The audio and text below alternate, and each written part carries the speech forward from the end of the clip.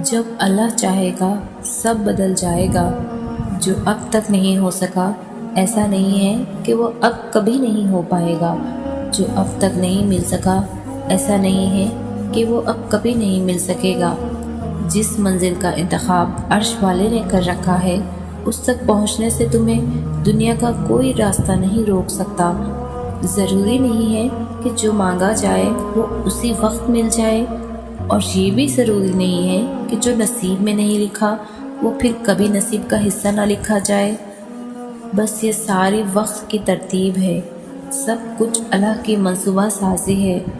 تمہارے سوچے ہوئے وقت کے مطابق نہ صحیح، مگر جو بھی ہوگا تمہاری رضا کے مطابق ہی ہوگا۔ اگر سب کچھ فوراً ملنے لگے اور ہو بہو ویسا ہی ملنے لگے جیسا تم چاہتے ہو، تو تمہیں کیسے پتہ چلے گا کہ جو چیز اللہ سے مانگ کر اور اللہ کو منا کر ملے اس چیز کا مزہ بن مانگے مل جانے جیسا نہیں ہوتا؟ اور اگر نیند آنکھوں میں اترنے لگے تو تم کیسے رات کے اندھیروں میں وہ سرگوشیاں سن سکو گے جو اللہ اور تمہارے درمیان ہوتی ہیں؟ تمہاری دعائیں سن لی گئی ہیں، مگر یہ وقت آزمائش کا ہے کہ انتظار کتنا کرتے ہو۔ تمہارا سکون بس یہ بات خود کو سمجھا لینے میں ہے کہ جو بھی ہوا اللہ کی رضا سے ہوا، اور جو بھی ہوگا اللہ کی رضا سے ہی ہوگا۔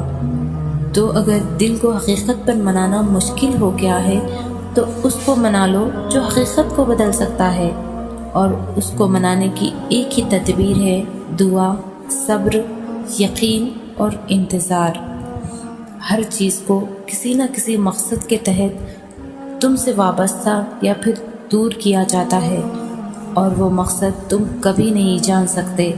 بس تمہیں اتنا یقین رکھنا ہے کہ وہ مقصد خدا ہے، اور جو وہ جانتا ہے وہ تم کبھی نہیں جان سکتے۔ بس مطمئن رہو کہ جس کے ہاتھ میں تمہارا نصیب ہے وہ معجزوں کا بادشاہ ہے، اور اس سے بہترین کوئی مصنف نہیں۔ وہ کہانی کا ہر رخ جب چاہے، جہاں چاہے، جیسا چاہے موڑ سکتا ہے۔ وہ نصیب کا ہر لفظ بدل سکتا ہے، اور زندگی کا ہر پہلو تمہاری چاہت کے مطابق بنا سکتا ہے۔ تم اس کی مان لو، وہ تمہاری مان جائے گا۔